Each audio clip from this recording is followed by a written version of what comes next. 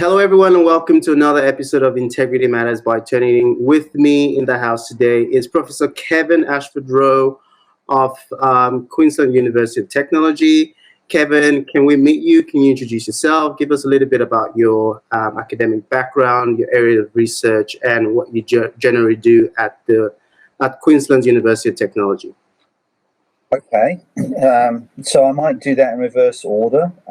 I'm the Pro Vice-Chancellor for Digital Learning here at QUT. In this role, I'm responsible for supporting and leading the uptake and usage of educational technology. I'm also responsible for supporting the professional development and academic development of staff in terms of using educational technologies. I lead the institution's learning and teaching unit, and through the learning and teaching unit, as well as the digital learning component of our business, we also support student success, and we more broadly support the university in terms of, as I said, academic professional development, but also evaluation of the student experience. I'm an educator by training. I'm actually a school teacher by training. I've been in higher education across a number of universities now for 15 years, and prior to that, I was in the Australian Regular Army for 10 years as an educational corps officer. Excellent. Wow, I didn't know about the Army bit, but that's good to hear. For those watching today, I'm looking to explore reimagining university's approach to high-stakes assessment. Currently, we're in a pandemic, but some countries are still experiencing it. Australia is doing a lot better. So we want to look at how assessment has changed and or what the future of assessment is. So that's just my summary of what we're doing today. So my first question is, from your perspective, what will be the nature of assessment post-COVID and in the future? If we're able to continue on with the trends and the switches that occurred in response to COVID, then I think and I would hope that we will be looking increasingly at assessment regimes that are less and less predicated on, for example, end of semester 2 or 3 hour proctored exams in situ or otherwise. And that we would be looking for much more situated and much more embedded assessment that progresses alongside your learning. So instead of learning and then being assessed at the end of it, the assessment, probably similar to how we think about formative assessment, but assessment becomes an embedded and ongoing and enduring component of your learning journey. And maybe then it's not such a high stakes. It's not such a high stakes thing that occurs at the end of your learning journey. Okay. So what I'm hearing is what potentially could be the trends will be more formative assessments, which are embedded throughout the learner's journey, as opposed to having one big high-stake exam at the end of this semester. Are there any other trends with types of assessments that we could potentially begin to explore? I know very often we have the multiple choices. We'll probably have the short answer, long essays. Are there any other trends you see in assessments? And when you think about how we design assessments, will that be changing? I think that if I had to pick a trend as such, then I would, and this is also an area of personal interest and personal research for me, authentic assessment. My sense is that we will be increasingly looking at the ways that we make the learning experience more authentic, and that means the assessment of that learning experience more authentic as well. That kind of goes along with a lot of the agenda that we hear about industry readiness and work integrated learning or employment readiness. And I have a sense that it's not so much whether it's formative or summative, but it's more that the assessment piece will be more of an enduring component of the overall learning experience, more integrated within it, as opposed to something that sits outside of it. And I think that's quite positive in that it enables a learning journey to be something that is more scaffolded and developmental, and not, as I said, something that runs the risk of a single high-stakes assessment at the end of it. Now, that's not to say that traditional forms of assessment aren't necessary and don't provide a value. It just means that I think that we need to think a lot more carefully about where, when, and why we would conduct an examination as the only way of assessing a particular learning outcome. Thanks for sharing that. We know that the current high-stakes exams might take a while to be phased out or some form of equivalence to occur. What are some of the challenges we're currently facing with the high-stakes assessments, and what are universities, or in this context, QUT, doing to tackle these challenges? I mean, it's interesting that you say that they'll take a long time to fade out. Had you asked me pre-COVID how long it would take to move beyond face-to-face invigilated exams, I would say we're probably looking at a journey of 5 to 10 years. And yet, over the course of 6 months, certainly this university and many other universities in Australia managed to pivot its assessment regime almost exclusively away from face-to-face examination. Now, and I think that we did that to the best of our ability. We did it at very short notice, and probably in retrospect and moving forward, there's an awful lot of things that we do in future to improve that kind of the design of those assessments. But I think that what I'm seeing is a gradual erosion of that progress, and maybe a move back to those sort of more invigilated in-person assessments, whether they're held remotely or whether they're held in situ on a campus. And I think part of the reason that there is such a strong emphasis on that type of assessment is that it's known, it's understood, it's trusted by academics who set assessments, and it's trusted by universities who are responsible for measuring and managing and monitoring the outcomes of those assessments, and ultimately accrediting students with degrees as qualified on the basis of the performance in those assessments. So I think that we maybe had a great opportunity to make significant progress, and we're just at the moment working out how well we can form and phrase those conversations to convince the community to continue along that journey and not default back to the known, the tried, the trusted, and the traditional. Mm-hmm. Well, I think that's a very interesting phase. I'm looking forward to see how we do it. Is some school of thought feel we're going to go back to the norm as we had it, and some are thinking there will be some form of hybrid, and now students might have options on how they want to learn. But I still see that as taking another couple of years, 4 or 5 years, in my opinion. But I'm sure different universities have different strategies. But knowing how high-stakes assessments are designed and administered, there's often the challenge, or there is some school of thought thinking that high-stake assessments are not inclusive. From your experience, how might an academic thinking of reimagining his assessment go about creating more inclusive assessment? The caveat here being that I know the concept of inclusive assessment means different things to some individuals, but what would you say from your experience we could do to support the process of making high stakes assessment more inclusive? So that's a challenging question, partly because it depends on what you mean by high stakes, and also in part, as you said, by what you mean by inclusive.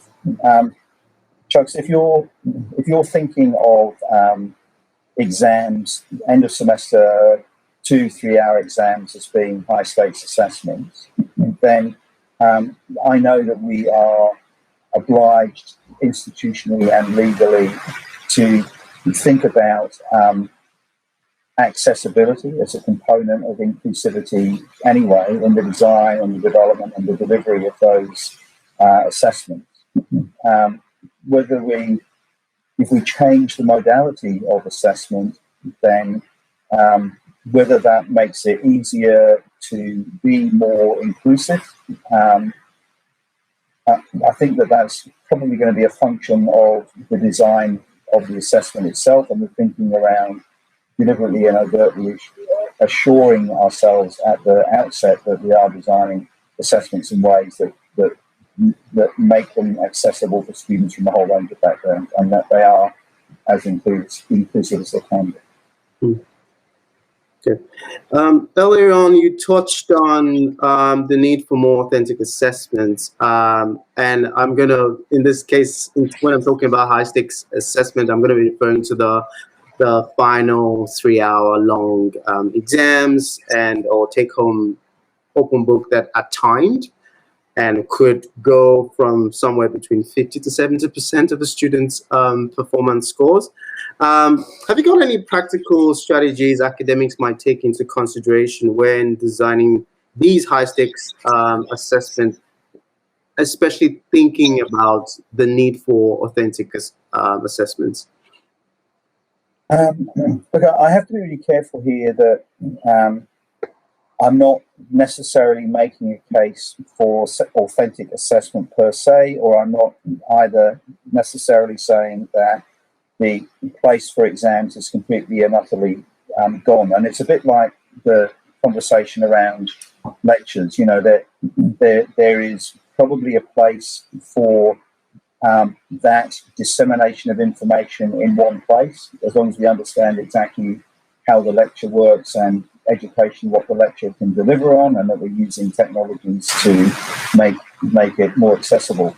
I think similarly, the same kind of conversation needs to occur in assessment, but it's not a case of drawing a line and saying that from date X, month X, year Y, we suddenly move from one form of assessment to another, but that education more generally, adult education, and particularly the ways in which we teach and assess, should be part of an enduring discourse that progressively, through appropriate scholarship and learning and understanding, we see systems of and forms of assessment evolve, that there is innovation in the academic community at the cutting edge that leads that innovation, but that we're innovating for education sound reasons, and we understand the value proposition and the enhancements that we get from it, assessing in those different ways.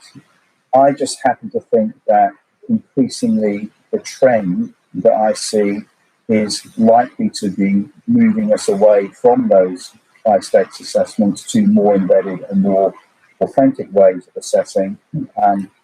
One of the arguments against that is often that those organisations that are responsible for, the professional accrediting organisations that are responsible for accrediting our graduates, that they very often have expectations around the forms in which we assess, because again, they trust the tried and the traditional. But I think that increasingly, as we move into more from an analog into a digital economy, we're going to find that we're going to be expected to be providing forms of assessment that are more compelling. I'm going to stretch that question a little bit more, because I want to get a sense of, you just mentioned earlier that accredited bodies have expectations with regards to that. And with COVID, my understanding is that there's been a need for equivalence of assessment, where in the past we had a 3-hour exam that's written or it is invigilated in a classroom. What would you say, or what are some assessment or authentic assessment equivalents that academics can start thinking about while they're reimagining their assessments? But again, it's difficult to answer that in simple ways, and in fact, educational questions are often complex because they involve complex interactions and people. And authentic assessment is kind of a theoretical framework and a way of thinking about assessment as opposed to a series of individual approaches or templates. And you can be very authentic in very many ways that include a whole range of what you might consider to be more traditional assessment types. I think that in terms of equivalence, I would be a bit wary of saying, for example, that an authentic assessment of type X is equivalent to a 3-hour exam, because the whole purpose of assessment is to enable students the opportunity to assess the learning outcome and to enable those academics, those teachers who are employed as experts, to be able to confidently make assertions as to the capability or competence of that individual student against that learning outcome. So it's not so much a case, I don't think, of saying what is equivalent. It's more a case of saying what is it that I need to see as an educator that will assure me that that student has achieved that learning outcome, and then what are the mechanisms by which I might seek to see that evidence. Okay, I think you've actually corrected one of the things I've experienced as a learning designer is where some academics just want you to provide an example of what they can replace the assessment with, but what you're driving at is there's a thought process that needs to go into that shift to an equivalence, which you're basically saying revolves around understanding whatever method does that assessment assess the learning outcomes. So I think that's where I was just trying to drive the conversation so that it can be clear that equivalence, you might have a plethora or variety of equivalents, but going back as an educator and exploring, why do I have this assessment? How can I reframe this assessment? How do I still ensure that whatever methods I'm using, I'm still assessing the learning outcomes? Yeah, I think, look, there's no doubt in my mind that providing exemplars, providing case studies, particularly where you tie them to cognate disciplines so that academic teachers have a place to go to where they can see exemplars of what alternative means of assessing might look like. I think that's really important. But I think that as important, if not more important, is the theoretical piece and the educative journey that leads an academic to be able to make good, sound judgments on assessment about. So it's more important to me that they understand why one model might be better suited to achieving the assessment outcomes that they're looking to achieve than another model. Yeah. And I guess we'll know we've been successful when we have the majority of our academic community debating with us in central areas on the value or otherwise of different forms of assessment and why they want to assess in a particular way. And it might be that they want to assess using an exam, and they might want to assess using an exam because they've got very strong, sound, educational, pedagogical, andragogical, theoretical reasons why that exam is actually the best and most appropriate way for them to achieve the assessment of those learning outcomes. So it's less a conversation about picking one form or another, more a conversation about working to develop a community of teachers so that they can own and understand that for themselves. Just that from a personal perspective, I do see a trend moving away from those more traditional forms of assessment to thinking about alternative ways of assessing that are more embedded and probably more authentic. Good. So let's explore peer assessment. And I'm not 100% sure, and this is where you might be able to shed some light on how peer assessments work currently. For a case where we have a high stakes assessment and there is some level of peer-to-peer feedback, can you share some best practices with regards to supporting effective delivery of peer assessment for these high stakes assessments? Like I said, I think peer assessment is extremely important. And if it's going to be utilised, it should be understand why it's being used, and it should be appropriately and well supported. One of the reasons I think peer assessment is important is that through the education journey of obtaining a degree, in many ways what we're doing is enculturating students into professional paradigms of practice. And when you move beyond a university and into the workplace, it's rare that you will have somebody who will, in inverted commas, mark your work or mark your project. So you have to yourself be able to start determining and understanding what quality looks like from an objective perspective, not just because you think it's good, but starting to understand what good quality looks like. I think you have to learn how to progress and move into a journey where you can look to peers to provide you with judgments and narrative around what quality looks like and whether you've achieved that quality.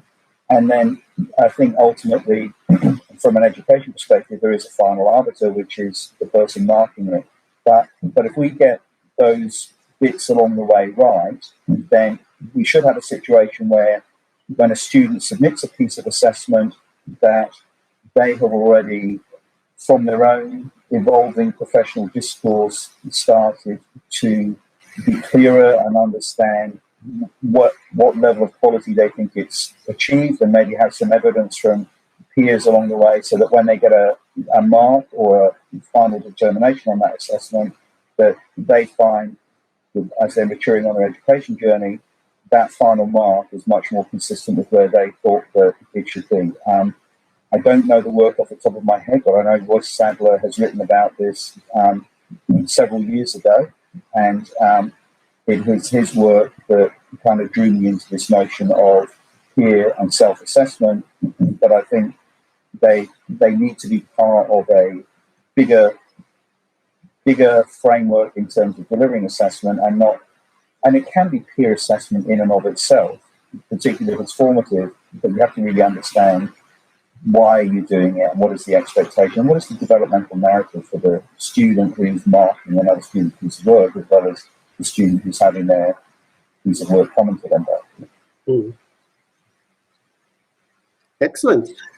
So now we want to move the conversation into the security aspect of assessment, and we know we've recently moved to remote learning or some form of hybrid learning, and the question is around how are universities ensuring security of these high stakes assessments, especially now that we're looking at a more remote learning strategy. So when you say security, do you mean the security of the assessment on a system to make sure that a third party can't get in and hack it? Or do you mean security in terms of academic integrity and assurance of?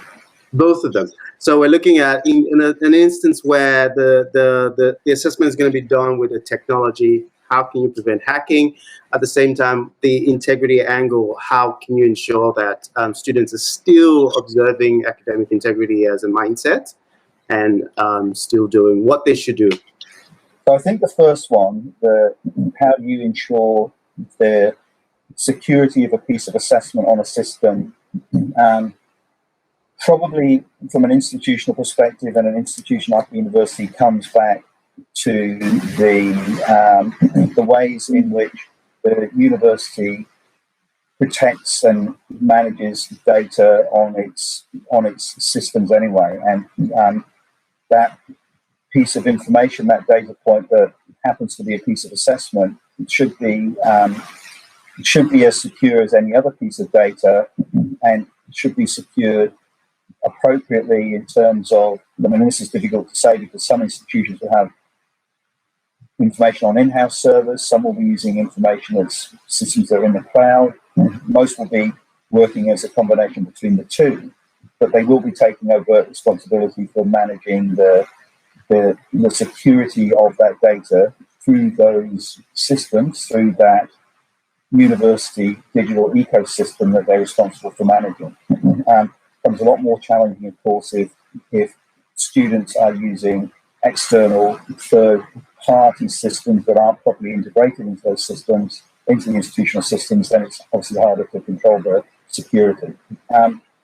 In terms of academic integrity, well, that's a massive conversation. From a purely personal perspective, and there is a significant amount of work being done on this in Australia by our late and much valued colleague Tracy Braytag, as well as very many others.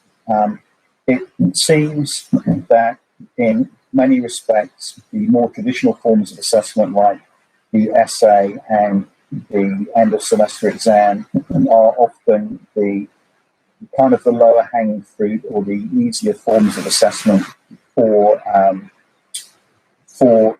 organisations who are looking to offer services to students who want to circumvent academic integrity. That they seem to be easier forms of doing that. I think that longer term there is a place for medium to longer term, probably short to medium to longer term. There is a place for thinking about increasingly embedded assessment, and I think that assessment that is progressive and builds progressively through the course of an academic journey, probably it's harder to buy in that, although I do understand that where you might be remote from the institution, it in part comes down to the relationship between you and your teacher and how well they know you individually and the work that you do.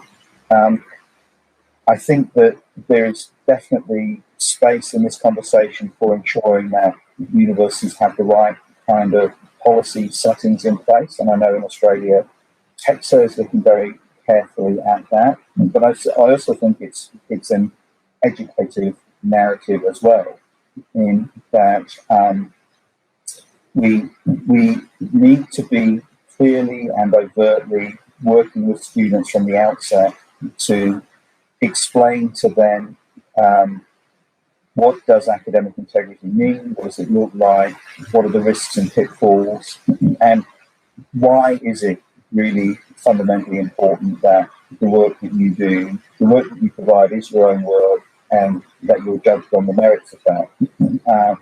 I also think that I would need to check the data on this, but my sense is that the vast majority of students don't cheat. So similar to the work that Tracy and others did, it's about identifying those areas where those challenges do arise, understanding why they arise, and then working with those students as communities to maybe support them from those kind of more negative behaviours to more positive behaviours, but at the same time ensuring that there are ultimately consequences that as educative as we need to be. If somebody deliberately and overtly cheats, then that speaks to the overall quality of the education of the institution, and it's not acceptable. Oh, that's that. I actually knew that that was a loaded question, but I wanted to get a sense of how you'd respond to that, especially from your experience at QUT and in other universities as well.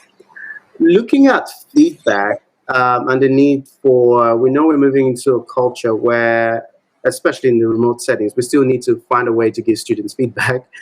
We can't just say just because you didn't show up to class, you're not going to get your feedback. But do you think educators can effectively design for feedback when it comes to high stakes assessments, and how can they go about doing this?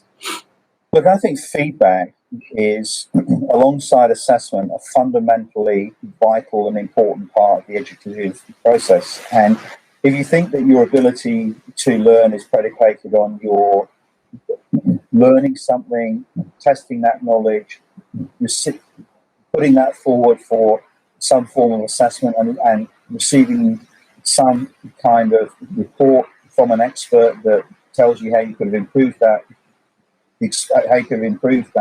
i.e. feedback, then without feedback, your opportunity to progress and develop through an educational journey is significantly reduced. I think that we've always been challenged with feedback, and it's part and parcel, I suspect, of the fact that we operate at scale.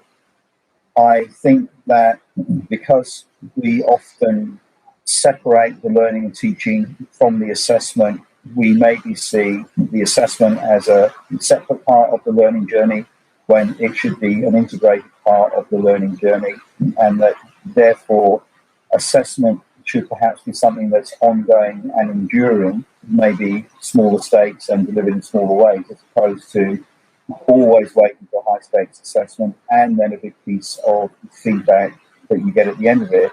I think we should probably be using technologies. Students tell us that they want us to be more engaged with them in the virtual as well as the physical environments, and that they want us to be more engaged with them in real time, synchronously as well as asynchronously. And I think we should be thinking about not just rolling out technologies per se, but thinking in real terms about the values that those technologies can add to the overall student's learning journey. And one aspect of that means thinking about how do we make feedback more pertinent, but particularly how do we get feedback from students faster so that they can reduce their learning loop, if you like, learn from it and improve their performance. I think you've just quietly moved on or responded to my last question, which was around how technology can inform the design and delivery of high stakes assessments. But I think we could still discuss more just to get your sense of how technology might inform that process. Have you got any thoughts on that? Yeah, so my role here is to be the Pro Vice-Chancellor for Digital Learning. So, of course, I run a strong narrative around the ways in which technology could and should and can be used to improve the academic teaching and the student learning experience. But the truth of the matter is that I actually don't think that it's a technology conversation, Chucks. I think that it's the conversation more in education should be more about access and engagement. So I think that we should be doing everything that we can to enhance and increase the students' ability to access their learning and teaching experience at the times and places that suit them, because for a large number of our students, they don't have the luxury of the time to be able to be engaging with that learning and teaching at the time and place that it suits us. So I think we should be looking hard at the ways in which technology can enhance and improve that ability of the student to access their learning experience. And I think where we're operating at scale and often remote from the physical institution and the physical campus, we know that engagement per se is a proxy for success in many ways. And in simple terms, the more engaged a student feels with the institution, the more likely they are when they come across a problem to seek resolution to that problem, and then be retained and hopefully go on and complete their education and get their degree. And I think that when you're operating with students in numbers in the tens of thousands, many of whom are just playing remote from the institution, that we mustn't lose sight of the importance of engagement, their sense of feeling a sense of belonging with that institution. And one of the affordances of the technologies is that they can help us to build that sense of community and that sense of engagement between the student and their teachers and the university in ways that we couldn't do without the benefits of those technologies. So synchronously, in real time, and actually doing much as we're doing now, facilitating conversations between real people. And the phrase I hear a lot is face to face. And whilst I'm looking at you on a screen, and this is being mediated across technology, I'd say that the experience that we're having at the moment is pretty much a face-to-face one. Yeah, I agree. So thank you so much. I think one of my takeaways from that is the need for the access and engagement when we're talking about education. And I think that's where technology can facilitate that process. Yeah. But overall, I want to say a big thank you for those who are just joining or watching. We've been exploring reimagining university's approach to high-stakes assessment, and I've had the delight of talking to Professor Kevin Ashford-Rowe. Thank you again, Kevin, for joining today's vidcast. I've enjoyed the conversation, and thank you very much for the question.